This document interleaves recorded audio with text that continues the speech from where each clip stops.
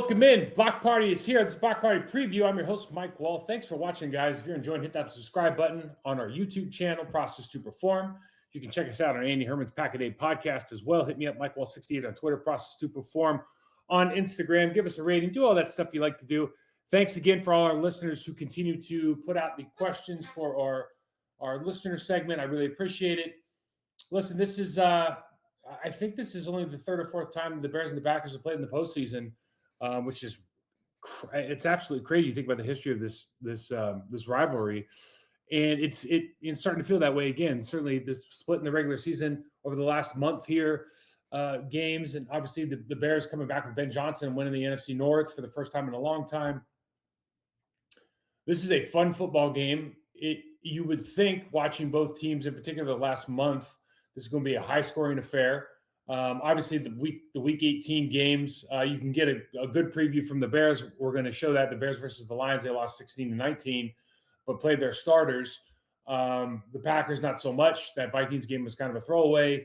Not a lot we can take from it. We just hope that everybody's healthy, and then you can kind of project on based on what they did over the last couple of weeks. So I want to get into the tape, but really quickly, Bears defensively, they have gotten better over the course of the season. They're still really, really good in the takeaway category. They're down to 5.0 yards per carry, good for 29th in the league. That's a bad number.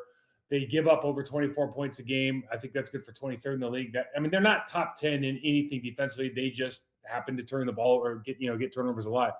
They gave up 8 explosives in the passing game last week versus the Lions. They gave up 122 on the ground.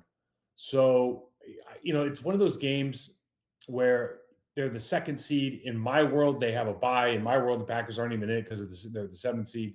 But this goes from, God, you're playing the second seed in the NFC to, of all the teams in the NFC, I feel the best about the Packers going in and beating the Bears on their home turf, maybe than I would, certainly the Seahawks, the Eagles, and hopefully we get to that point. But God, every time I watch this defense, you go, there's no way we're not going to move the football and score points here. And I think, conversely, you look at it, and if you're looking at it from the Bears, particularly their offensive staff, you're probably looking at it and going like, all right, well, the Bears offense averages almost 5 yards a carry. They're number 3 in the entire football league. They score 26 points a game. They're a really, really good offensive football team, good scheme, really good players, really good up front. Here's the thing. As good as they are with double teams, as good as they are with both of their backs, as good as they are at the tight end in their tight end room, as good as they are running the football, over the course of the last month at least, they don't like to run the football. They pass more on first down than anybody in the league, and I think a lot of that's attributed to people who are worried about stopping the run, and so therefore you're going to be in base personnel. You got some matchups outside that you like. You got a play caller who's a scheme wizard, and he's gonna put people in positions to make big plays. But the reality is, you can run the ball for 5 yards a clip, and you actively choose not to. I think over the course of a game, they refuse to run the football, 50% of the time. They only run the football 45% of the time, and they're 31st in the league in completion percentage. So it's like, what does that tell you? Well, that tells you that they must be going for a lot of shot plays. I do think, to my eyes, Caleb Williams has gotten really good over the last month and a half of making tight window throws. I talked about it on Andy Herman's podcast earlier this week. I think he's gotten really good at that. Obviously, the off-schedule stuff that he's good at eluding, he's elusive in the pocket. He's dangerous out of the pocket. He can run as well as, any quarterback, maybe including, but maybe not including Lamar Jackson. He's really, really special with his feet outside the pocket. He's got a rocket arm. He's making better decisions. But as you saw in the Lions game, wide open player on the under, and he throws into triple coverage, gets picked off in the end zone. So I think there's opportunities to take the football away from him. This game is going to come down. I think this game is going to be a massive, massive turnover game. The reality is, and we'll show it on tape. I think I speak for a lot of people when you go, I hope Ben Johnson decides to continue to not run the football, because I think as long as you look at the first 2 Packers matchups, you think, if they run the football, they win those things going away, and it's not nearly as close as it was, because that is our biggest weakness on defense is at the defensive tackle position. You can see the double teams, how effective they are and how effective they were against the Packers the last 2 times they played. And for whatever reason, they go away from it. They've gone away from it, particularly the last 4 to 6 weeks of the year. And I mean, listen, Ben's a genius, but I said it on Andy's show. If they don't make it far in the playoffs, and he's got a 31%, or excuse me, 31st best completion percentage, and he's not running the ball over 50% or 50% of the time in these close games, it's like stuff sled. So, anyways, I'm going to show you a preview of their offense and defense versus the Lions. There's lots to take away from here. I think we get some. I hopefully pulled out some good clips. There's a lot of ways to attack their defense. I spent more time in their defense because offensively, honestly, there just wasn't a lot of clips that you want to watch. But check this out, and then we'll get back and do a little listener questions and summary. So checking out these Bears, they start and play a lot of 12-13 personnel. They love going under center play action. I really like their tight end room. Obviously, Colston Levin they brought in, first-round draft pick, Cole Kmet, talent at the wide receiver position. The quarterback's been playing a lot better recently. Caleb Williams is, he can do it with his feet. He's got a rocket arm. He's been making a lot more tight window throws, something that's really jumped out on tape for me at least. And they've got a great running game. We talked about it before. They just don't run the football, and particularly on first down. They are the team with the highest passing percentage on first down. They run the ball only 45% of the time, even though they average about 5 yards a carry. 2 great running backs. The last couple of games, they just haven't run the football for over 100 yards, and I have to imagine Ben Johnson's trying to get back into that. Having said all that, you watch this 16-19 loss to the Lions, and one of the things that kind of stood out was, yes, they can still run the ball well, but there are ways, particularly with guys at the line of scrimmage, using just different stunt moves to get around this backside of this tackle or the center, for example. You can have some success and win early. It's not easy. They're a very good football team, but obviously, anytime you have to make somebody cut in the backfield, you feel really good about it. This is something the Packers are going to have to employ because I think the matchup that they have to love is their interior offensive line. So when you look here, they really got this interior offensive line is really good. Obviously, you got a Pro Bowler here. Brought in both these. I think all 3 of these guys are free agents. I think the center came from Atlanta. I'm sure at one point, I think 73 was at maybe the Rams. I can't recall. But we got a backup playing left tackle. Obviously, their first-round draft pick from a couple years ago at the right tackle position. They'll go multiple personnel packages during the game. They'll use DJ Moore as a decoy, coming backside, coming split flow action, all this different stuff. But really, they just have some bread and butter runs that they like to dress up. They do a really good job with it. Now, right here, they're going to slip this up to the backer because they're going to get double stunts here. This kind of gets all jumbled up. And really, they're just going to win this 1v1 against a really good center. But, the Packers, just knowing that this is a matchup that the Bears have to love, talking about their interior versus our interior defensive tackles, you're going to have to win. And part of that's going to be just moving her off the line of scrimmage. So we got a 3rd and 1 look here. They go motion across with Loveland, who's just turned into a really good rookie. Holds up enough at the edge, but just watch the movement that they're getting here and what that does to Jack Campbell. Get a decent block outside here. But these plays with this running back backfield, you're forcing the safety to make these what are truthfully really difficult tackles. Any one of these could be a home run. Have to just be well aware, but Center does a good job of hooking that nose tackle. But I'll show this from the end zone. Anytime you're getting that kind of movement off the line of scrimmage, and this is something the Packers just have to be well aware of. You watch here. Anytime you get this kind of movement, and you just get a little bit of a hook here, this backside really stops mattering, and you can just focus in on getting this great double. They're going to motion across. All this guy has to do is seal off. I know I say all, but it's a difficult block for our tight end room. They do a good job at it. They do just enough here. And when you have speed, like all these NFL teams do, play goes for a quick 7. 3rd and 3. Motion Kmet over into a blocking position at a gun.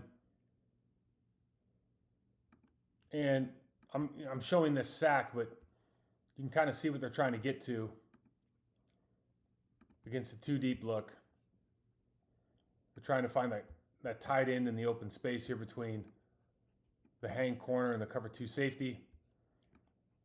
They have DJ Moore wide open inside. Difficult time carrying him. And then obviously we back this up a little bit.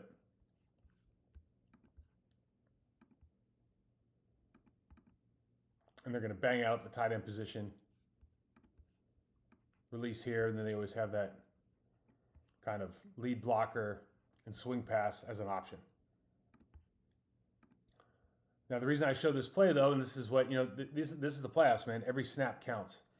And what you want to start looking at is, as a defensive player, if you're in the defensive room, how they're getting ready. You watch Aiden Hutchinson here, and, you remember the days when we could line up Micah Parsons and just get a sack or a pressure. It's been really difficult for the Packers recently, but when we watch the matchup here and just kind of, what are we thinking? How are we going to try to defeat this guy? He kicks back against a really good pass rusher, but he gets right here, puts his helmet down, just bad body position. And so if you're Hutchinson, you're going to do a push pull with an arm over or a rip. And the other thing that you want to show on this play, as I kind of go through it a little bit, you have to have a pass rush plan against Caleb Williams. And one of the pass rush plans that can be really effective is just a 3 technique to his right side that is compressing the pocket, extended, and not necessarily taking an edge, so that when he tries to release, we have an answer. Now, Hutchinson gets up and over the top, and he's going to come back underneath here because he wins actually before the stick point of the quarterback. So the quarterback's all the way plant foot here, and he's won, probably 2 yards before. So that all of a sudden is what we just call a real short edge. But in part because they're doing a good job of extending and holding right here and just collapsing this pocket back, as opposed to taking let's say an A-gap exit, he has nowhere to go. And this is something you have to think about as a pass rush plan when you're putting together your defense. Almost lost Tony there. So they're going to run the jet sweep here using Burden, who's second-round draft pick. He has really showed up the last couple of weeks. Elusive player, great athlete, kind of a different mover. And you just look at it from a defensive perspective, you've got all of these guys selling run. You're back in your 12 personnel. You're going to get your good double here. We're just going to, run everybody this direction. We're going to book him. And so with this jet motion, most defenses are just going to keep one guy back, and they're going to play everybody on this side as part of this play side run game. So it's not really a question of, schematically or from a football IQ standpoint, you know who you have. But when you've got athletes like Burden, they turn nothing into something. And this is kind of, everybody's got players like this, but these are these little plays that extend drives. So it's not just about being kind of schematically sound. It's like once you get there, don't go high side and let him cut underneath. Show this from the end zone real quick. You can see they just motion over with the jet action, but everything's suggesting, to this player in particular. Looking all the way back here, we see the fill, but everybody's going this way. They've got bodies. This is going to happen too fast for 99% of the defensive ends in the league. Ball's gone, and then you got to make that play. And this, Ben Johnson and this offensive, running game, they've got so many different ways to attack you. They've got so many weapons. It's much like Matt LaFleur. You think about last year using Jaden Reed in the run game a lot, especially on the jets, jet sweeps and then the swing passes. Like, these are easy ways to get what I think are kind of gimme yards. So we go 2nd and 4. They're back into 13 personnel. Another under center look. And, this is the pick. And this is something where they're throwing the ball a lot. Sometimes you wonder why, because they're so successful in the run game. But the reality is, he's going to throw into triple coverage. And they've got a player wide ass open here. You see the space between 2nd and 3rd level in the secondary, and Ben Johnson's getting exactly what he asked for, exactly what he dialed up. And they probably got a touchdown if they just throw it to the underneath receiver. These concepts are really cool. Obviously, they block out and they insert block with DJ Moore here, and just allows him to attack the seam. This is the play that they want. They've got all the action. You see all the backers are going here. They've got players back here to watch for anything coming back over. But because of Caleb Williams' ability to get on the move, they just almost forget that they've got a crosser. Linebacker makes the play to go to the quarterback because they've got two leads here, even though this guy's going to leak out late. And so, if you're it puts you in a real bind. And these are the plays that you just kind of hope, if you're a Packer, that Caleb Williams gives up a little bit. 2nd and 2 play here. Motion from a bunch over to a 2-by-2. Back to 11 personnel.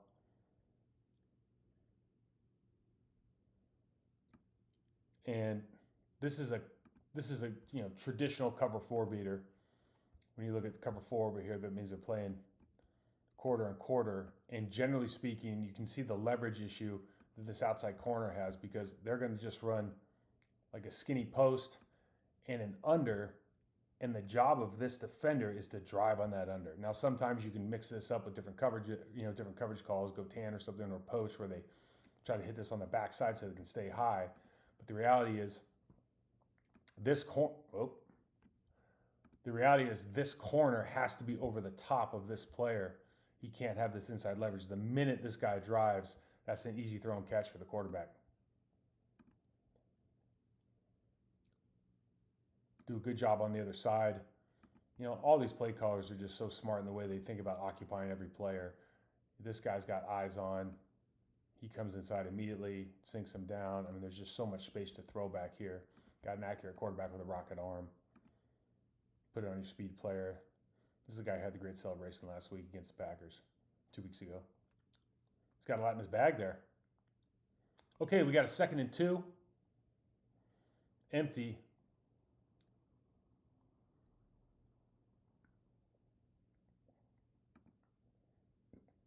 And, Caleb can just make these, I don't know how tight, this is not necessarily a tight window, but this is a really quick throw. As soon as that linebacker breaks, he throws right behind him to the open space. You see how deep these safeties are. This gives you, a chance to catch in stride and run after the catch. And I think he's just gotten, for me in the last 4 weeks, if you say what's the difference with the Bears, I just think he's getting better and better at these throws. You see 84's just become a real weapon for him, obviously. They're playing kind of a 2 again, talking about Detroit, trying to carry with that linebacker. Got the safety deep here, deep safety here, so the space is always going to be open. Really just you're always trying to put a player in conflict, and who that player is going to be, before the snap, really, only the quarterback knows. Okay, we got a 1st and 10 play, another under center. You just see they really love getting their tight ends involved. They love being into 12 and 13 personnel. See a little movement down here from Detroit. A lot of teams like to get a quick slant to that play side, try to force everybody down and free up their linebacker, free up that safety coming down. You see the outside leverage here, where the corner's playing outside in. Obviously, with the guy on the line of scrimmage, this is going to be a run action. They're just going to run a quick slant. This could have been a pick. These are the kind of plays you really got to capitalize on. You see the Detroit Lions could have had one here, right there. Close play, but these are the kind of plays you hope you get a free one. But at the same time, if you're going to play off, if you're going to play outside leverage, if you're going to play with your outside backer at the line of scrimmage, you put 6 guys up at the line of scrimmage, you're asking for trouble if you're going to play that far off, my opinion. Okay, this is a 1st and 10 look. I got a little excited with the fast forward button, but they motioned DJ Moore here, and they've done this a lot. And now they're going to bring him back out into the flat. They're going to release the tackle inside. This play doesn't work, but they're just going to run inside zone to the left, and they're really going to put this guy back in conflict. So he has to motion back in as DJ Moore comes in, And really, they're setting this play up for a later opportunity. They let this play go. The defensive end does a good job of crashing, but you can see this guy's in a real problem. Now, of course, with 58 being downfield, they're going to have a problem throwing the football, but you see, from a leverage standpoint, you got a safety or a backer on DJ Moore. He catches his ball in stride. They've got a lead blocker, and you've got a big play here. So it's not only what they're doing in the run game. This play doesn't end up working from a run standpoint, but you see the conflict. They're putting this backside backer in by bringing him across the football, which is important, then back out to the flat. They're going to have that lead blocker. This guy's got to make a play. I don't know if he has an option here. They're kind of getting everything they want. See, the backside guard doesn't get his head across here. Has to push this so the hole's not exactly as big as you want. Ideally, if he gets his head across, you can actually move this player one more half step over, and now that lane is going to be where it wants. And because he's jetting out, really 58 can go up to the safety, and these are home run opportunities because you're going to get the center up on Jack Campbell and be able to block him inside out. So it's like they're just so close right here to being successful, and you just see that. You can see it from here. It's, the leverage that DJ Moore is going to have on really anybody, particularly in a linebacker, though. If he wants to give this, you see he automatically takes a peek, and he's saving that one for later. Good play by the defensive end. Okay, for my money, I think this game is a little bit more interesting on the defensive side. We're going to start here. If I can move this down a little bit. Yeah, there we go. Start here on a 3rd and 9. And the thing that kind of stood out for me watching this tape was really 94, who I think has turned in, the last couple weeks has really turned into a good pass rusher. Now they're going to run a little mesh ET look and bounce off and end up getting a sack here. You see that we're playing man coverage. Right, we're manned up all over the board. Someone's going to have to account for, obviously, Jahmyr Gibbs here. Deep safeties, but you just see the space that the Bears are willing to give up in these situations.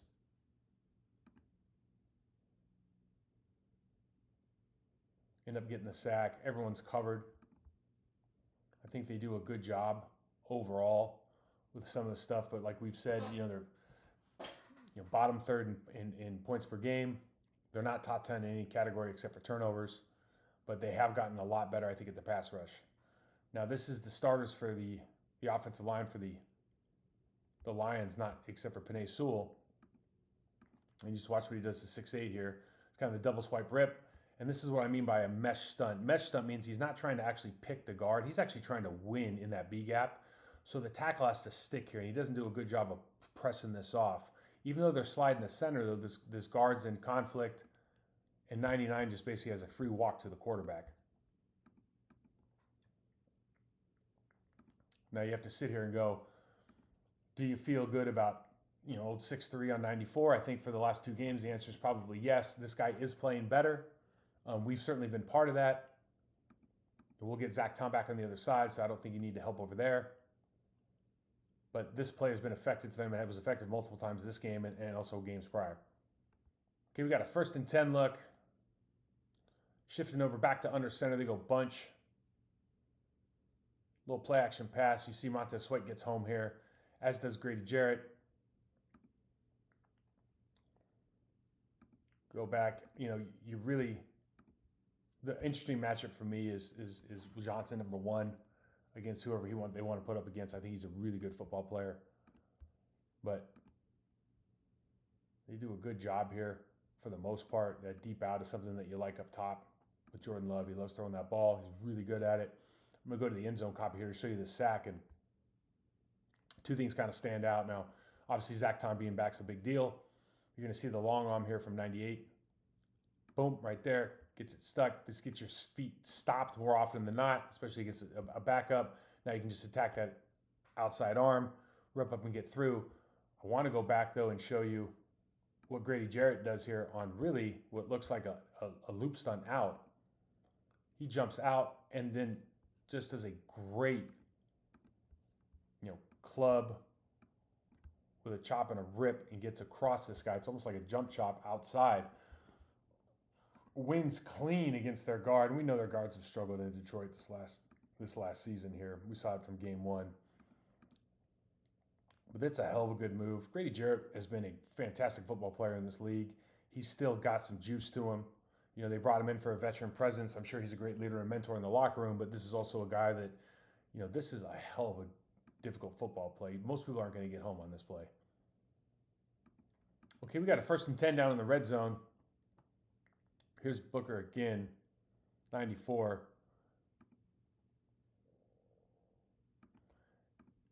And the Bears ran some cover 2 over here, and you know a lot of teams like to run cover 2 down in the red zone. So we're going to open up, and they're just going to try to get that space in between the safety and the corner. They're going to sit down here to get that linebacker to stick. And really, when you're down in the red zone, things happen fast. You often don't have time to get back across the field. You know, depending on your quarterback and your play caller, they don't really even want you to get to the other side of the field. I know Tom Brady's famous for saying if you start on the right, you're going to stay on the right. But you watch Austin Booker here, kind of creating some more pressure. 99's back in again, and I don't know if this is a true kind of mesh down. I think he just wins underneath. Looks like he's going to take the B gap one way or the other, and ends up kind of falling into a play here as far as pressuring the quarterback. But this is another really good kind of example of this guy's getting better at his moves. Does a good job of getting horizontal here, back to vertical. That double swipe arm over, chops that outside arm. He's free. Again, we know that 73 was a real struggle bus. I think Aaron Banks is playing at a much better level than he is, but you can't deny that these guys are getting better at rushing the passer. Let's go 1st and 10. We've got their base personnel really looking at a 5-down line. That linebacker walked up on the tight end to the upside of the field. Now, this play doesn't go, but I love this play. They're going to run 2 shallow crosses, and because they're under center and this guy's aligned under the center, this guy has that much further to go. Now what all's going to happen is they're going to run a swing. They're going to take the tackle. They're going to run him off. They're going to run those 2 unders, and this tackle's just waiting to dial up the middle linebacker, and they are gone. I mean, this is a massive, massive play if this goes. See, they just got leverage and numbers. This is going to be a really good play for them. Now, the difference here for me, and this is what's interesting about different play calling and styles, is if you put Goff in shotgun here, let's do it again. If you put Goff in shotgun here, and then Gibbs is over to this side, this little bit, because they're going to align nose to nose, this little bit is going to make this play kind of unreachable for the tackle. So in other words, the tackle's not going to be able to get out here before the linebacker does if he's got another 2-3 yards over to his left, right? But because they line this guy up under center and they just run the big swing, even though you got to throw over Sweat, which is kind of the problem of the play, if they can get over that player on what turns out to be a free rush, you got something big here. Again, not a play that works, but I kind of watch these plays and go, it's a pretty good play design. That's something that Matt LaFleur can certainly look at and feel good about. Okay, we got a 1st and 10. Okay, so the Bears are going to show this safety late because they've got a tight end and then a slot receiver. You can see the outside leverage here. So right away, you're feeling really good about him winning. And then coming down here, they're going to run a little out and then a little follow here on another shallow cross. But they run away from leverage. Maybe there's a little bit of hesitation with that safety coming down in the nickel slot as far as are they in each other's way. If he doesn't hit the first guy, the second guy's definitely open as well. These are plays you really love, I think, if you're Matt LaFleur. And we talk about it. Anytime you're bringing guys down at the snap, and then you've got these different kinds of releases where the outside guy's going first, and maybe he waits a minute, hesitates, and goes, as the trailer. You can always count on one of those guys maybe getting a little bit off their spot, which happens to the safety here. So they make the good throw to the first shallow, but really the trail you see is wide ass open as well. We got a 1st and 10 look, and this is kind of what I was talking about earlier. Is they're going to align with that back offset. Now, we don't know right off the bat here if they're going. It looks like they're going maybe cover 2 or man down here. It looks like cover 2, but we'll see this up top as this play draws out. These are the opportunities, I think, in the passing game that you really have to like.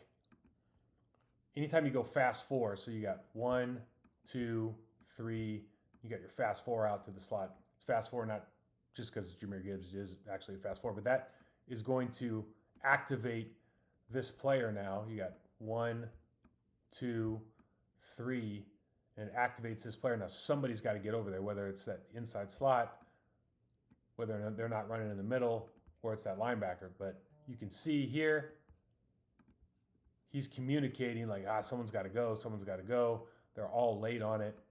He stays with the in cut. It's probably these two passing it off. Gibbs is wide open. Anytime you put 4 to the side, I think it really screws with that linebacker communication, something the Packers like doing, something that they do well. See Booker again here with this little stutter stab. And you really have to watch the profile of your tackle over here. When a guy's playing high level, I think this guy's been playing high level the last 4 games. Comes off the ball on his 3rd, gives you a little hesitation and a stab. You see 68 Decker, arms out wide, just showing all chest. This is, for me, this is a terrible profile. Giving up that chest. He keeps backing up.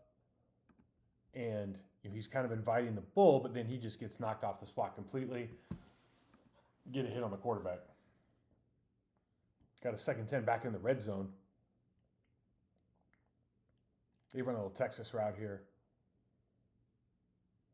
They go fast motion. Fast motion's great from an offensive play caller standpoint because fast motion, if they're playing man, it's obvious. Okay, but a lot of times if you're doing like some sort of rock and roll with your safeties or switching up, a lot of times with fast motion, they'll change the call and they won't motion, they won't chase the guy over unless it's actual man coverage. So they kind of know what they're getting right now. And that's not true with every defense, that's not true with every team, but oftentimes when this guy sprints away, instead of trying to chase in like a match zone, they'll just switch responsibilities. But here they stay with it, so they kind of know they're in man, and they're going to run, occupy the safety. They're going to bring him out, take it to the corner, and then they're just going to run this little Texas route. Dorsey Levens was fantastic at the Texas route. Amon was fantastic at the Texas route. Tony Fish. And they're just going to put their middle linebacker in a real bind. They end up bringing 49. Good job sifting here. But when you got speed at that running back position, you can see they get occupied in double coverage here with that play side safety. No one's home. Linebacker gets leverage because he's so worried. We'll go back right here. You're so worried about getting chopped and beat out to the sideline where you have no help. You end up turning your hips, and the minute he turns his hips, it's not fair. Jahmyr Gibbs is fast, but we got 2 guys in the backfield who can do the same thing. These feel like almost gimme plays. All you got to be able to do is pick up that sift player with the tackle. So I love this play for a couple of reasons. One, you see the doubles, and the Bears aren't just, you don't got absolute studs here. They get 2 good double teams. The conflict it puts at that back or trying to hit that backside A gap is fantastic. But watch the backside. I'll rewind this. And this is what you'd love to see. So they've got 2 for 2, and they block out and they fold in. And because Brisker is playing on the inside tight end with his hand in the ground, this little hesitation that he takes at the snap right there allows the receiver to get inside out and hold this off just enough that he can't really take care of his backside C gap. And all of a sudden, you've got a great bounce play where your corner or your safety has to make a tackle 10 yards downfield. Great job by that receiver, 18, of blocking. But this is why you love switching things up. It's not always hey, let's just run this double team here. Sometimes, and we talk about this with the Packers all the time, sometimes let's try to cut the defense and get the backside guy around. He has better leverage, he has momentum. You see, you got fast flow action from the linebackers here. But really, great job on the backside. That really makes the play go. Watch it from here. They're comfortable putting Montez Sweat in an island with this tight end. He plays over the top. Talking about here, plays over the top, puts him in a bad spot. It's really all they're asking for. As long as he doesn't crash, you're in good shape. We get this cutoff. You see Edmonds is in a really bad spot. He's got to take backside A, or play side A. Yeah, everyone's got a gap that they're responsible for. We talk about these double teams and how we'd love to see the Packers not try to take the guy on, but maybe turn it into a single block one way or the other so that you feel like you've got a much better chance of kind of defeating that block, even if it means that that guard gets to that backer. You've got a one-on-one now with a backside tackle. 3rd and 4 look here. They go 2-3 techniques, wide rush. They look like they're in man coverage across the board. Everyone's lined up nose to nose. They end up zoning this off. End up getting to like a cover 2 here. Again, out. He's pushing off, looking inside. Guys are getting back deep and getting wide. They're running all this action here. They got to pass this off. Initially, they look man, but they pass this off. We got to carry. Watching this guy come back underneath. Now we're watching for here. And you've got all this space to operate. They're just going to run up and a quick in. Nobody's home. Safety's got to respect the deep ball. And then you got your yards after catch because Jared Goff's kind of the quarterback like Jordan Love is. They can throw the ball in stride. Do a good job of occupying that backside safety with the seam route. And now you get another 10 yards after catch, which is going to be huge in this football game. Okay, we got 1st and 10 under center. They motion over to 2x2. And this play was kind of wild for me. They've got numbers. They just don't get home. Talking about the Bears, they've got everybody up at the line of scrimmage. Obviously, we're going to have to bail at some point and get guys out. But they've got 2 guys coming off the edge. They've got a split flow look. He ends up taking the outside guy. He leaves Montez Sweat wide ass open. Okay? They end up running just a dig on the backside. They occupy everybody else here. And because they've got all this space now between 1st and 2nd levels, or I guess 1st and 3rd levels of the defense, this is something you see a lot. And really, as I say this, you got Brisker here. And he's going to bail, but he's going to bail and look to this side and totally miss the dig. You see the outside leverage here. I mean, everything is set up for success. These are the things we talked about on the show where, just the identification by Jordan Love and the group of understanding how you want to attack this defense based on the leverage they line up with and what you see immediately with your eyes afterwards, I think is going to be huge. Another run after catch. Obviously, Amon-Ra St. Brown is a special player. So as you can see, look at my guy back here, by the way. My bud. Great story behind that, but maybe that's not for today. So this is a very winnable football game. Obviously, the Packers are on the road and still being favored by 1.5. This is really a toss-up game in the eyes of Vegas, but when you look at it, I think that's exactly what it should be.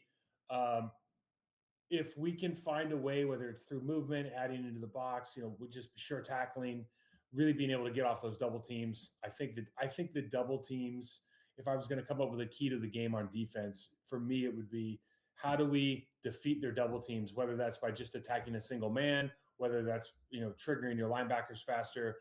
How do we defeat those double teams and make it so those guys aren't playing the laps of Quay Walker, the laps of Edgerrin Cooper, obviously McDuffie, and then, when Evan Williams comes down to the box. Like, I think that is, if I'm the Chicago Bears, I'm looking at that going, I can do that, 10 out of 10 times. So I'm going to try to do it 10 out of 10 times until they prove we can stop it.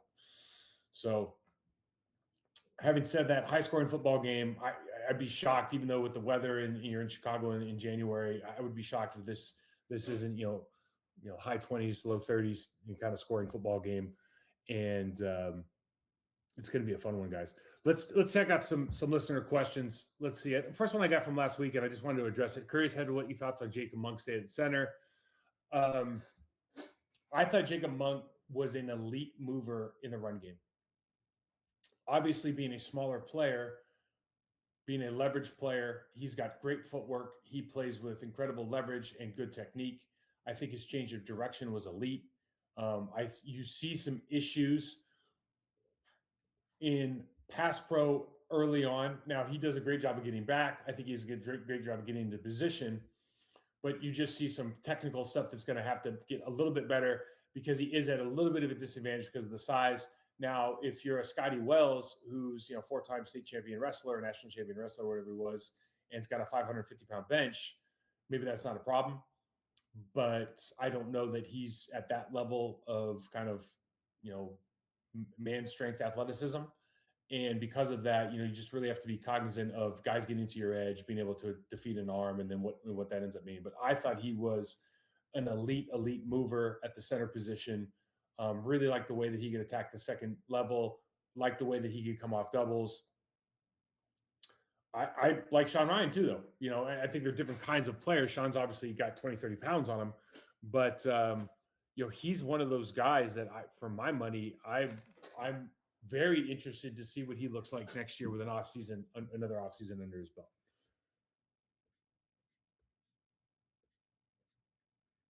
If you were the offensive coordinator Saturday night, what type of game plan would you create in order to win? This is from Isaiah. Thanks for the question. Well, what you see from the Bears is that they like to run a lot of different coverages. They're not afraid to bring pressure, particularly from the linebacker crew. And I think that Austin Booker has done a good job of creating pressure over the last couple of weeks, whether that's one-on-one matchups or winning on that kind of mesh ET that we saw. So do you feel like Rasheed Walker can block him one-on-one? I tend to think he can. I don't know how much time we have to bang out and chip out with our tight ends and running backs. Our running backs are probably going to be occupied with the linebackers.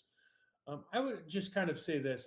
I think at some point you do have to be able to run the football effectively. And by effectively, I mean you need to win that rep, which means for me, it's got to be over 4 yards of carry. Obviously, if you get to 5 yards of carry, you don't start running the football. I really like crossing routes against these guys because they like to run zone and man. They like to run some match stuff. You see a lot of success against a team like this getting into 12 personnel, 22 personnel. I think the issue is right now we just don't have. I just don't think of that as our matchup kind of go-to. And so if I'm looking at it and knowing that there's not another game to rest for, I want to see Christian Watson on the field as much as possible. I want to see Romeo Doubs. I want to see Jaden Reed. I want to see those guys on the field as often as possible. So we're probably looking at a lot of 11. And we're probably looking at a lot of motion because in motion, whether they're running man or whether they're trying to match up, the leverage on the outside or slot defenders becomes very, very obvious to Jordan Love. And as I showed on the tape, I do think that the real project or the real game within the game here is how fast Jordan can identify what the coverage is early on, because there are going to be matchups that he absolutely loves in this game, regardless if they play match zone or if they end up playing man. They play with high safeties when they play two shell. I don't think that their linebackers do a great job of carrying the seam in that case. So I just think there's a lot of opportunities in the passing game, particularly if you can end up moving the pocket a little bit and giving yourself those timing routes that take a little bit longer with the under center play action, the waggles, et cetera, et cetera. I would love to see a heavy dose of toss crack runs. I would love to see a heavy dose of gap scheme in addition to that, and build your play action off of that stuff. But I really am thinking that this is a game you put in Jordan Love's hands, I hate saying this, but we have, I'm going all over the place here, but as I talk myself through this, we have given this offensive line and this running back group opportunities to run the football. Now, maybe you don't like the system and the scheme, whatever. And they just have not had, they haven't had 100-yard runners. It hasn't been great. And I think when you're in the playoffs, you got to go like Jordan Love, we signed the big contract. You're our best player. You're our offensive guy. You're our leader. I want to get the best offensive weapons on the field, and I want you to distribute the football. We're going to give you via our formations, personnel groupings, matchups, and motions. We're going to give you a window into what they're doing pre-snap. Make the right decision, make the throw. I don't think this is a protection issue game at all. I don't think this is a communication issue game at all.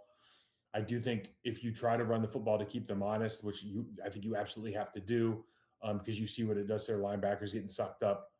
I think there's some opportunities there. I think when they're lined up, everybody's double mugs and we're up in the A gaps. I think the quick throws, the slants, the screens, the bubbles, like you have to be able to take those and make something of them. That stuff's all built in, but those are also some checks you can make at the line of scrimmage. I think the big thing here is just like, don't turn the football over. How do we put ourselves in a situation where I love how Jordan Love can back foot throw those balls into space and the guys can run underneath them. I think you see it all over the tape with the Chicago Bears. So, I'm just trying to look at a game plan, probably heavily based in 11 personnel where I'm using formations, motions, and shifts to identify early and just get to my first and second options as fast as possible. Question from Reza Ramon. Oh, nice. Why don't coaching staffs employ a model where they bring in technical specialists such as yourself or former great wide receivers to teach the players some of the finer points of the trade? It would be a nice change of pace targeted to investment in player development. This is a very multi-layered question. I think the first thing to say is I think there are some teams that have done that historically. I don't know that many teams do. I'll give you a story that kind of sums this up for me. I'll give you two stories if you want. When I was working in Miami, I know that we had some of our guys going to Charles Bentley's place out in Arizona. Charles Bentley, for those who don't remember, was an all-pro center with the Saints. He got a big free agent contract to go to Cleveland, his hometown. He was an Ohio State kid, and he had a gruesome knee injury, ended up retiring. But he was one of the first guys who was like an O-line, like outside development guy. And I think he was the trailblazer, has his own facility, had it in Cleveland, then he moved out to Arizona. I know him personally, great guy, great leader. Except he's doing a lot with younger players now with the high school and the NIL stuff. But we had a guy out there training with him. And listen, like the question, well, so the punchline here is I was with the offensive line coach talking to the head coach, and he's trying to act like he's not bothered by the fact that their guys are out there working to get better in the offseason without them. But he started immediately kind of putting the practice down, right? And there's a real sense of job security that comes along with any of these NFL jobs. And so obviously when you get in a situation where you're paid to do a job, and for whatever reason, the people that you're paid to do that job for feel like you're not doing that job, and so therefore they come employ somebody like me, or they want to get better, and so they want to get a bigger contract, they want to do all these great things, so they go and find outside help. I don't know that a lot of coaches have the temperament to say, like, what, that makes a lot of sense, we're going to utilize that, maybe there's something that we can learn, maybe we can collaborate, versus saying, like, becoming very territorial, which I think is just a natural human reaction. There was another situation. I was working for a team, I won't name the team, I was as a consultant. And I came in and I was going to help them with tackling and help them along their offensive line and really help them game plan for their individual matchups. And after a couple of weeks, the head coach came to me and said, "Hey, listen, I love what you're doing. The reality is I can't give this to my offensive line coach because he'll get his feelings hurt." And the crazy thing is, you think, we just want to win, and it's like, we've talked about it before. I think that when you think about the timeline that a coach is living under, which is like 40, 50 years of a career, versus the compressed timeline of a player who's thinking like, great career, 7 years. If I can get to 10, I'm going to be, 3 contracts crazy. the player wants all the information they can get, all the help they can get, because it's compressed. These coaches are not only thinking about the job right now, they're also thinking about the next job, and like, how is that going to affect them, and what relationships are going to help and hurt, and et cetera. So the timeline's different. So they're maybe taking a little bit broader look at this. Whereas I think players, and the reason they come to guys like me is because, like, they got a contract next year, they want to get paid, or they have a 10-year career, and they want to be the best, absolute best player they can, and that is probably going to require them to do work outside the building. So I think there's a lot of different ways to look at it for the teams that are doing that. And I think that probably puts you in better graces with some of these teams as well. Go Pack Go says, after we stopped having Kraft for our tush push for short yardage, it seems like we run a lot of shotgun in 3rd and 4th down. 1 or 2 yarders are an advantage in doing this, or is our O-line just not strong enough to drive off and push the opposing D-line? So I think we talked about it last week. It's a good question. And you have to remember, when you hear statistics on the television, those statistics 99.9% of the time are league statistics. They're not Packers statistics. They're not Ravens statistics. And so when you hear something like, there's a 43% success rate on 4th and 1 out of shotgun, and that goes up to like 71% when you're under center.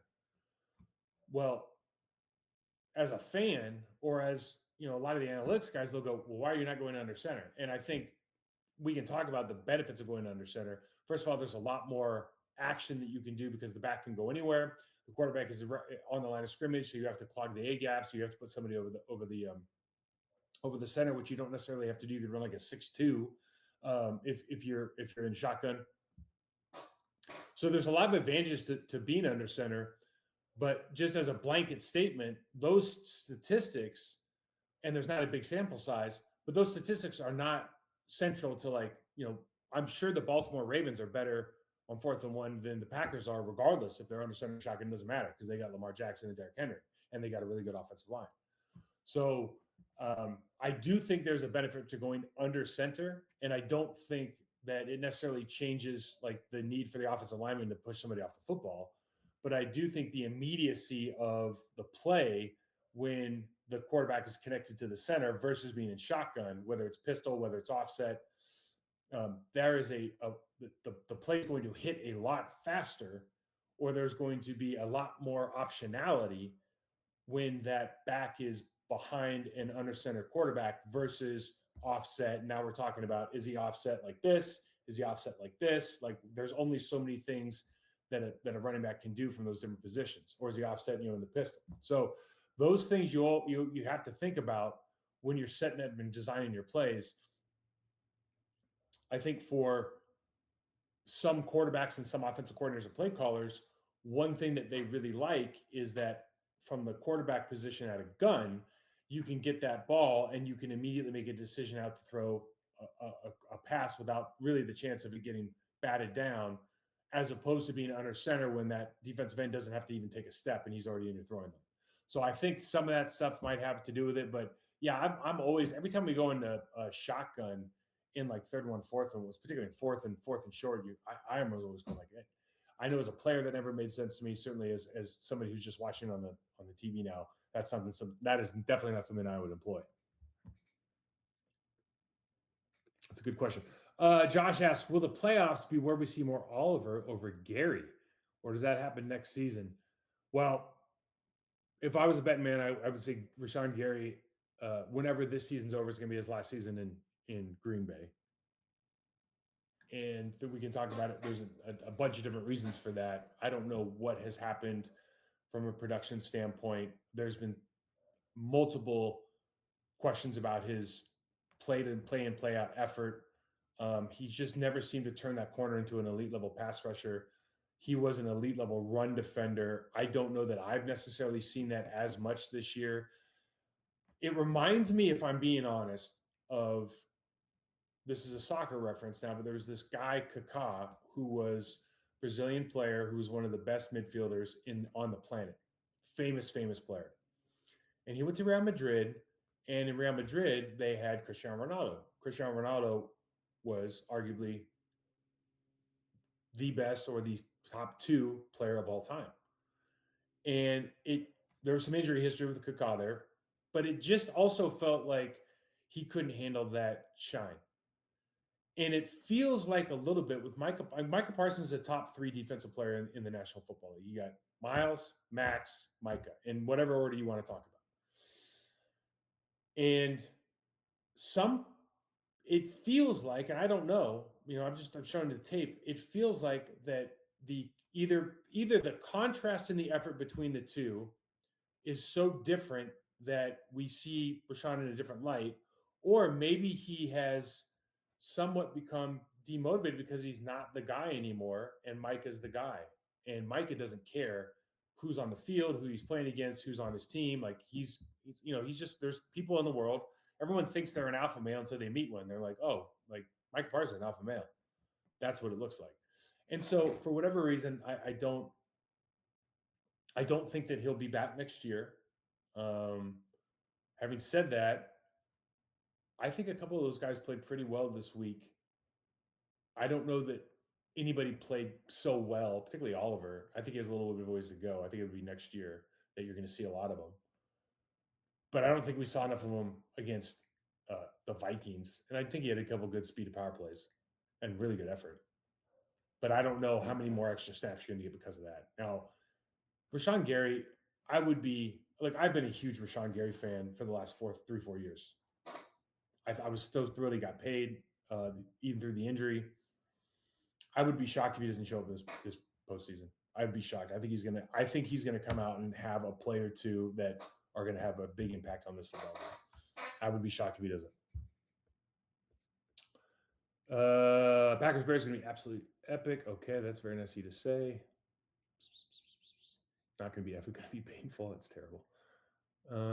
If Sean Ryan isn't signed in the offseason, do you think Jacob Monk is the answer, or should they look elsewhere in what you've seen so far? You haven't really seen. Okay, so I pride myself on being able to determine the status of a player within 2 series, but we haven't seen a lot of Jacob Monk.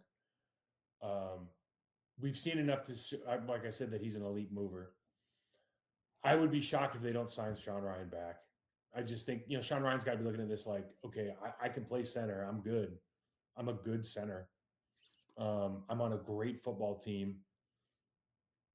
And he's not going to be that expensive.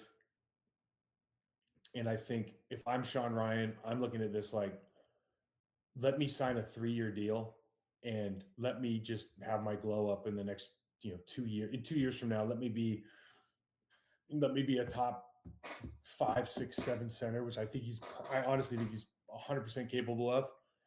And then let me go out and get paid, whether it's by this team or another. But I just don't see him leaving.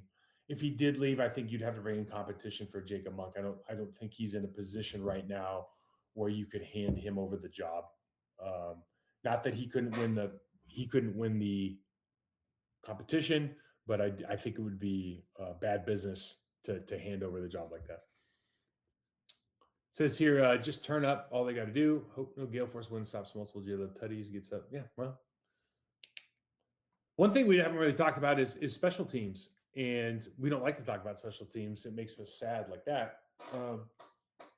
But that could be a big factor in this game, whether it's because of the wind and the kicking game between the uprights, the return game or lack of return game, depending on what team you want to talk about. All that stuff factors in. Do we see anything kind of out of the ordinary? The Packers and the Bears. If Ben did something kind of crazy, it's hard now because you can't do the onside kick anymore.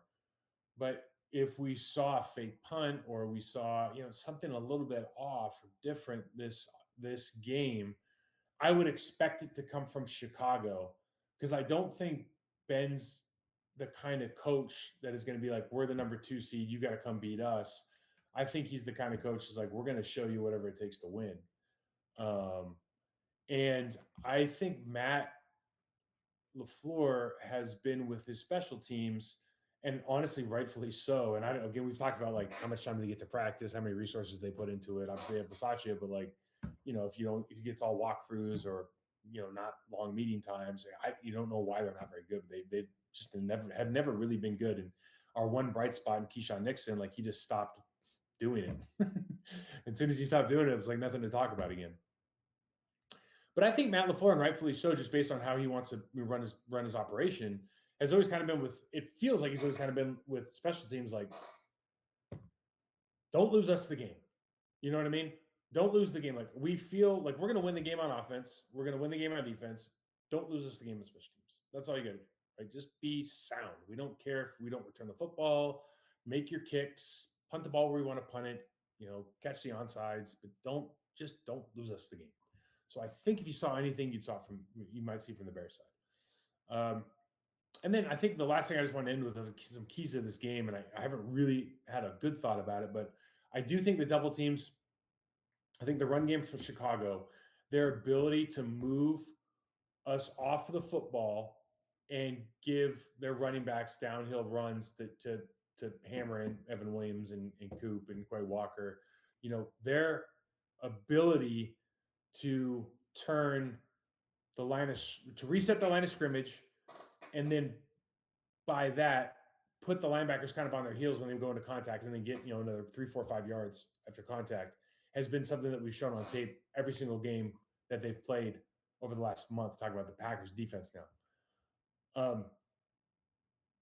Having an answer for that, whether it's run stunts, moving sideways, whether it's learning how to attack the doubles by turning into a single block and how you do that is like guard tackle. If they're trying to double, you try to attack the tackle or the guard. You don't just try to double one of them.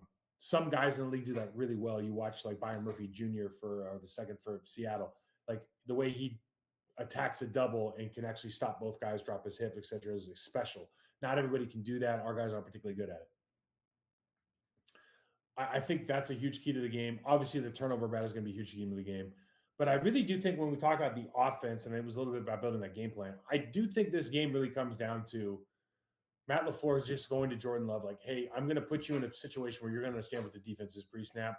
I want you to just rip it. We've done we got to run the football. We've done all that, and I hope I'm wrong because I love running the football. But I do think there's going to be just so many times, even in the plays that didn't work against Chicago, whether it's the Lions game, whether it's either the Packers games, there are players wide ass open because they have some communication issues. They are ball hawks. They do a great job of pattern recognition, but you see when they motion in particular, run fits, passing leverage, it really gets out of whack. I think we're going to be in a position to make a lot of plays there. And if those two things happen, and again, no turnovers or winning the turnover battle, I think this is a big win for Green Bay. And hopefully that means they head into Seattle for what could be a monster game up in Lumen Field. So, guys, that's it for the show. That's a wrap. Hopefully it's not the last show of the year. If you're enjoying these breakdowns, please hit us up on our Process to Perform channel or the Pack a Day podcast. Like, subscribe, share with your friends. Get those comments, keeping it going, guys. Thanks for listening to questions. It's been a lot of fun, kind of going back and forth with people. I'm here to inform and educate. I'm just an old head who likes talking ball. So I hope you're enjoying it. Hit me up whenever you can. Mike Wahle 68 on Twitter, Process to Perform Instagram games. Thanks for watching. Have a good week.